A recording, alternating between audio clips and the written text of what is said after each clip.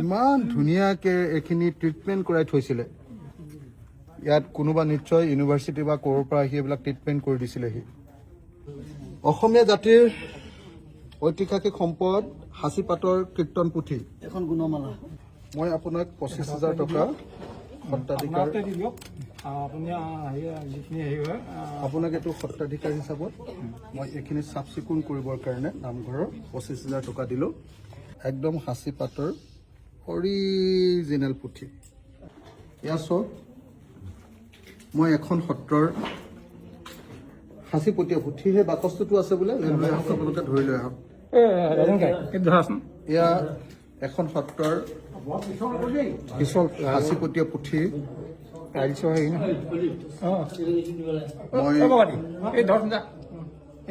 বাবাটি সেইটো বাকচটো লৈ যাওঁ সেইটো মই লৈ যাম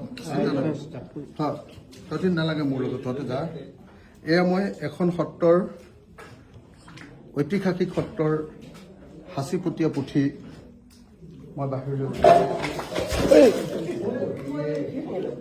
মানুহে কৰিলে মোবাইল গ'ল নেতো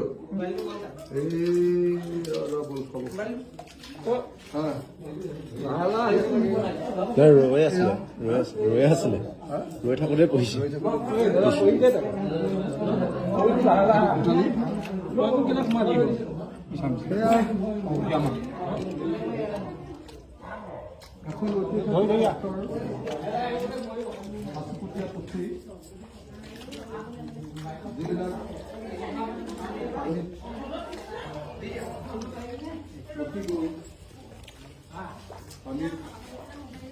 ডুবি গ'ল সত্ৰৰ সাঁচিপতীয়া পুথি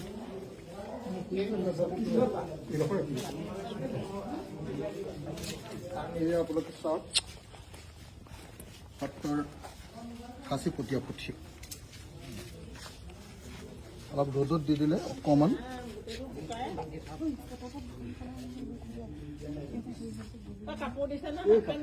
এইটো গোপালদেৱৰ চৰিত এইটো গোপালদেৱৰ চৰিত এতিয়া এইখনতো বৰ ঐতিহাসিক সত্ৰ চৰিত পুথি এখন চৰিত পুথি গোপালদেৱৰ চৰিত পুথিখন এই ঐতিহাসিক চৰিত পুথিখন পানীৰ মাজত ডুব গ'ল আমাৰ গোপালদেৱৰ এই ঐতিহাসিক চৰিত পুথিখন এয়া চাওক গোপালদেৱৰ ঐতিহাসিক চৰিত পুথি এয়া পানী বিয়পিলে কিন্তু আখৰ বিয়পি গ'ল ৰ'বনে নাই ক'ৰবাত ৰৈছে অকণমান ৰ'দাই দিলে অলপ ধৰিব পৰা হ'ব পাৰে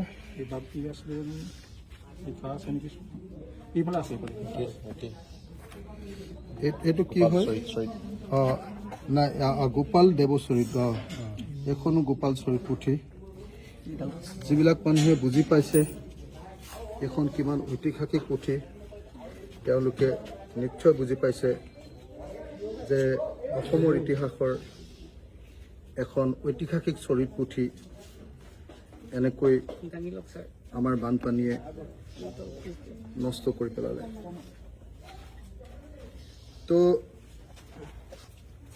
সেইটো এটা গোটেই বাকচটো গোটেইখিনি পুথি আছে তাতে এইটোতো একদম নষ্ট এইখন চাওক আমাৰ সাঁচিপাতখনৰ সৈতে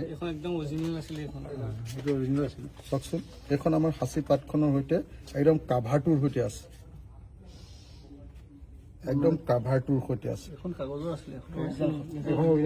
এইটো চাওক একদম সাঁচিপাতৰ অৰিজিনেল পুথি এতিয়া বেছি ৰ'দ দিলেও বেকা হৈ যাব আৰু ৰ'দ নিদিলেওতো এতিয়া কোনো উপায় নাই এতিয়া গতিকে পৰিস্থিতি এখন চাওক তেতিয়া দিনৰ সাঁচি গছ আৰু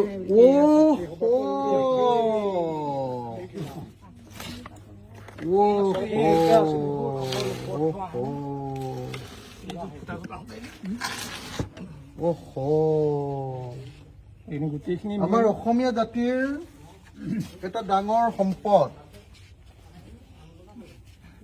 অসমীয়া জাতিৰ এটা ডাঙৰ সম্পদ চববিলাক শেষ হৈ গ'ল।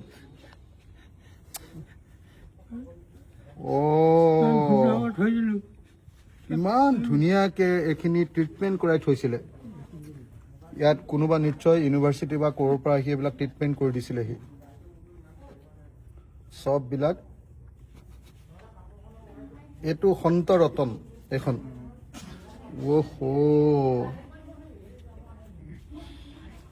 এখন আদিচৰিত, আদিচৰিত সাঁচিপটীয়া। এইবিলাক চব মই এসময়ত লৈ যোৱা হ'লে ভাল আছিলে। চব শেষ হৈ গ'ল।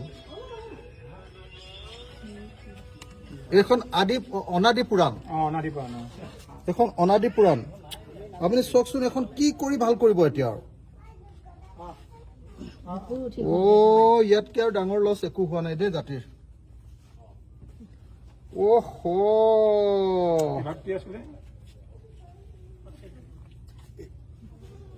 এইটো সৎসং নিৰ্ণয়, সৎসং নিৰ্ণয়। এখন কোঠালি কৰি দিলে এখন খুলিব লাগিব হা। কি আছে এখন, কি এখন অৰিজিনেল ভাগৱতখন নেকি? মানে হেৰি সাঁচিপাতৰ নেকি? ইমান ডাঙৰ হ'লেতো সাঁচিপাতৰে হ'ব লাগিব। হা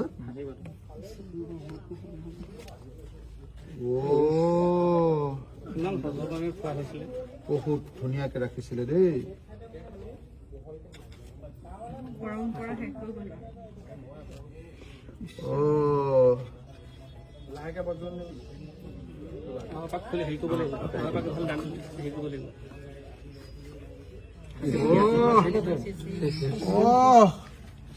আমাৰ অৰিজিনেল ভাগৱত পুথি, অৰিজিনেল ভাগৱত পুথি। নামটো উৰি গুচি গ'ল। ভাগৱত পুথি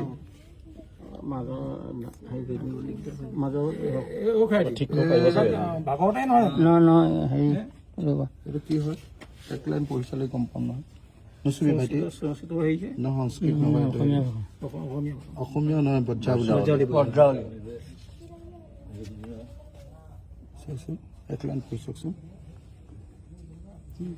বৰকে হেৰি কৰিব নালাগে, মনটো যাব।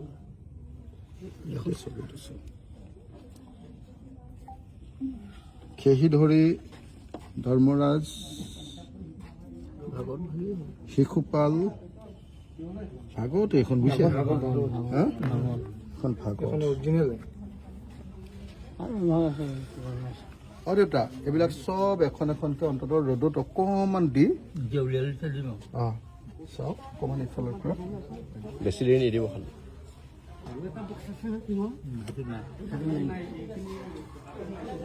কিমান ডাঙৰ সম্পত্তি, যদি কোনোবা মানুহে বুজি পোৱা মানুহ আছে বুজি পাব। মালা এখন, লীলামালা। এইখন হ'ল গুৰুচৰিত। আমাৰ গুৰুচৰিতে কিমানখন আছে। কি ধুনীয়াকে ৰাখিছিলো। এইখন নামঘোষা, আমাৰ মাধৱদেৱৰ নামঘোষাখন দেই। সাঁচিপাতৰ নামঘোষা। এইখন ভক্তি প্ৰেমাৱলী।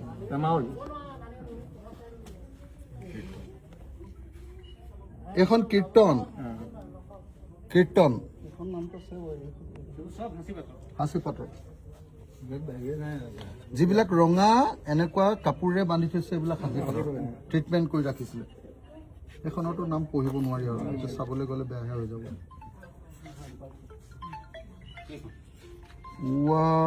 এইটো সম্পদ মই পাই যোৱা হ'লে। এইটো গো কৰতি মন্ত্ৰ, গো কৰতি মন্ত্ৰ।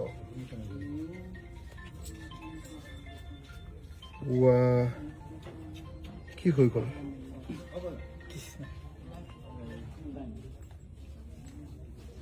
অম্লান ক'ত গ'ল? অম্লানৰ ফোনটো মাৰ ইয়ালৈ মাত। এখন এইটো হামদৈ মন্ত্ৰ। হামদৈ মন্ত্ৰ আছে।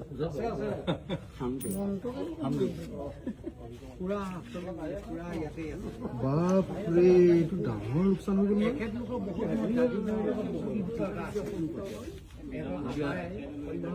যদুমণি দেৱৰ চৰিত, যদুমণি দেৱ, হা? তেখেতৰ চৰিত পুথিও আছে ন? পুৰাণ, এখন পুৰাণ, পুৰাণ সংহিতা।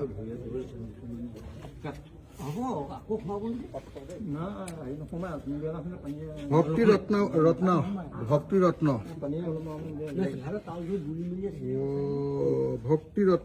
ভক্তি তত্ত্ব, ভক্তি ৰত্ন, ভক্তি তত্ত্ব।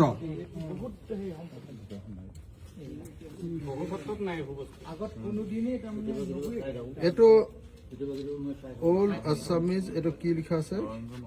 নৰসিংহ মন্ত্ৰ।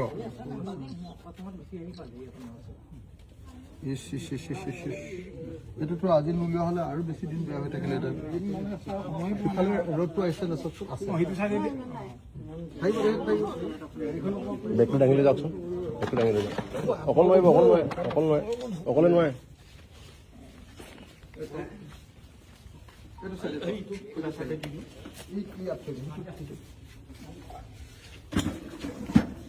এইটো কিমান ডাঙৰ সম্পত্তি লোকচান হ'ল,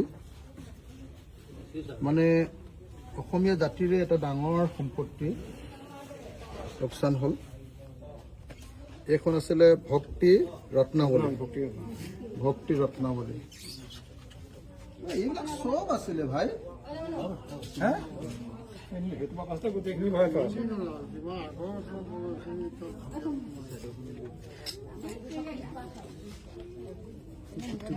গোন্ধাইছে।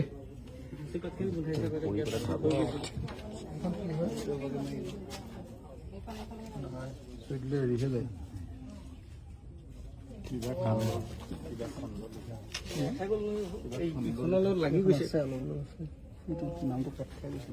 নামটো গ'ল মানে সৰ্বাধাক মন্ত্ৰ, সৰ্বধাক মন্ত্ৰ। এইবোৰ একদম আপুনি দিগদাৰ কৰি দিলেহেঁতেন এইটো মন্ত্ৰ। এইখন একচুৱেল কীৰ্তনখন, এইখন একচুৱেল একদম আমাৰ হেৰিয়াৰ কীৰ্তন ঘোষাখন, সাঁচিপাতৰ। অসমীয়া জাতিৰ ঐতিহাসিক সম্পদ সাঁচিপাতৰ কীৰ্তন পুথি। এখন গুণমালা, এইখন আমাৰ গুণমালা। এইটো ভালকে লৈ লওক। এখন কি? দীপিকা চন্দ্ৰ।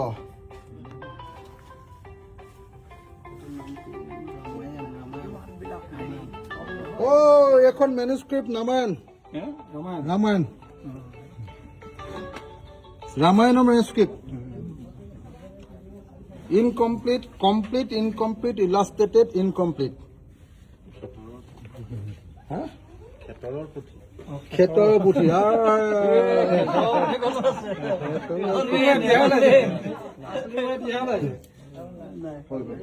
সেইটো অলপ ধুই দিয়া ভালকে কাগজটো। মই আপোনালোকক সঁচাকে ক'ব খুজিছো, মোৰ জীৱনৰ কাৰণে আজি এটা অত্যন্ত দুখৰ দিন, মানে মোৰ জীৱনৰে দুখৰ দিন। আপুনি নিশ্চয় দেখিলে যে এখন আমাৰ সাঁচিপাতৰ ৰামায়ণ, এখন খেতৰৰ পুথি, এখন দীপিকা চন্দ্ৰ, এখন গুণমালা, এখন আমাৰ কীৰ্তন, কমপ্লিট কীৰ্তন, তাৰপিছত এখন সাঁচিপাতৰ, এইটো হ'ল সৰ্বধাক মন্ত্ৰ, তাৰপিছত এইটো হ'ল ধৰিব নোৱাৰি আৰু, তাৰপিছত এইটো হ'ল ভক্তি ৰত্নাৱলী, ভক্তি ৰত্নাৱলী। তাৰপিছত যদি আমি চাই গৈ থাকোঁ, এখন হ'ল নামটো উৰি গৈছে। তাৰ পাছত এখন আদি চৰিত্ৰ, এখন হ'ল সন্তৰত্ন, এইখনৰ নামটো নাই, সাঁচিপাত। এখন ভাগৱতৰ একদম সাঁচিপতীয়া ভাগৱতৰ পুথি। এখন আহিলে কৰতি, কি কৰতি, কিবা কৰতি বুলি কৈছে, ভূ কৰতি, এইটো সৎসং নিৰ্ণয়। তাৰপিছত এইখন আছে অনাদি পুৰাণ, এইটো হ'ল সামদৈ মন্ত্ৰ, এয়া হ'ল কি এখন পুৰাণ চৰিত, এইখন হ'ল ভক্তি ৰত্নাৱলী নহয়, এখন ৰত্ন, এইখন ভক্তি তত্ত্ব, এইখন হ'ল নৰসিংহ মন্ত্ৰ।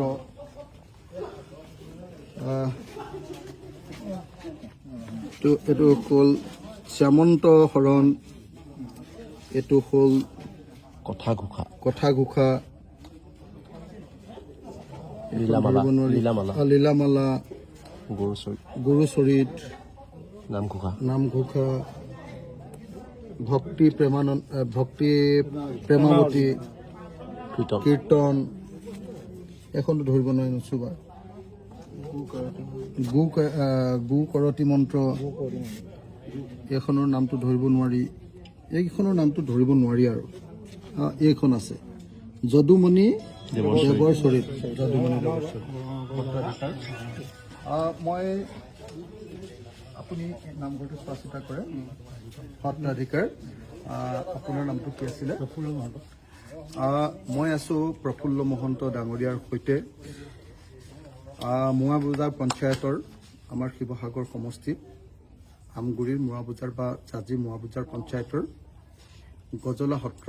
এখন কি গজলা সত্ৰ? জাজি মেধিজান গজলা সত্ৰ। কিমান ঐতিহাসিক সত্ৰ, এইটো চাবৰ কাৰণে বেলেগ একো চাব নালাগে, এই সত্ৰৰ এই সম্পত্তিবিলাক চাই দিলে হ'ল। প্ৰতিখন কিতাপ সাঁচিপাতৰ, প্ৰতিখন পুথি সাঁচিপাতৰ। মই বহুত সত্ৰ গৈছোঁ, বহুত নামঘৰলৈ গৈছোঁ, কিন্তু এনেকে ইমান ধুনীয়াকে সকলোবিলাক বস্তু থকা মই দেখা নাছিলোঁ। আৰু আছে সেইটো বাচিলে নে? আপোনাৰ ঘৰত আছে নি? ওপৰত আছিলে নে নাই? বাচিলে পাছত দি দিব,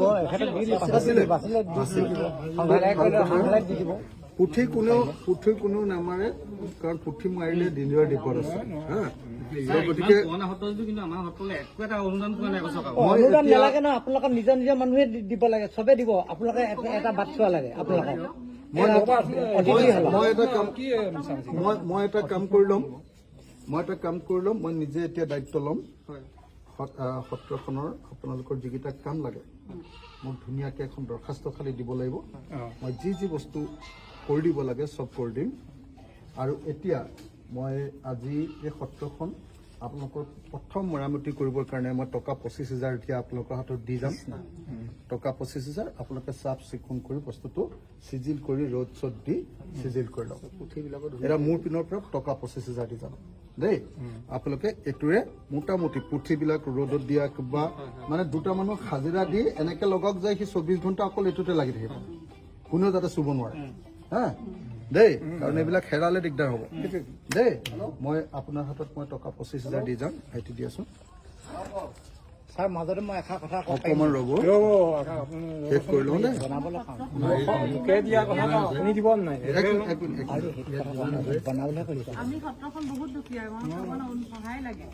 সহায় গেট এখনে, আকৌ হেৰি এটা গৃহ অতিথি গৃহ এটা, নামঘৰৰ কাৰণে বৰ দুৰ্বল। ভাদ মহীয়া পালে সি নামষাৰ ল'ব লাগে, এতিয়া এনেকুৱা অৱস্থা হ'লে কেনেকৈ হ'ব? ভাদ মাহতো নামষাৰ ল'ব লাগে।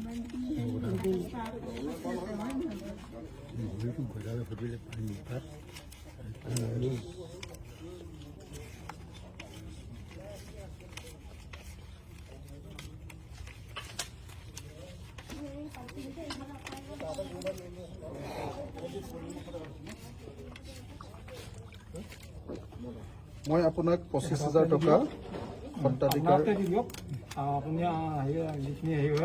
আপোনাক এইটো সত্ৰাধিকাৰ হিচাপত মই এইখিনি চাফ চিকুণ কৰিবৰ কাৰণে নামঘৰৰ 25,000 টকা দিলোঁ। বাকী নামঘৰটোৰ কাৰণে মই যি কৰি দিব লাগে, নামঘৰৰ কাৰণে যিটো ফাণ্ড লাগে 5 লাখ লাগে 10 লাখ লাগে, দিয়াৰ দায়িত্বটো মোৰ। হা, মোৰ দিয়াৰ দায়িত্বটো মোৰ। আৰু আপোনাৰ ভৰি ফুটিলে বুলি কৈছে, মই আপোনাৰ কাৰণে অলপ হেৰি কৰিবৰ কাৰণে ট্ৰিটমেণ্ট কৰিবৰ কাৰণে এইটো দি থৈ গৈছোঁ। তেওঁলোককো কৰি দিম, বলক।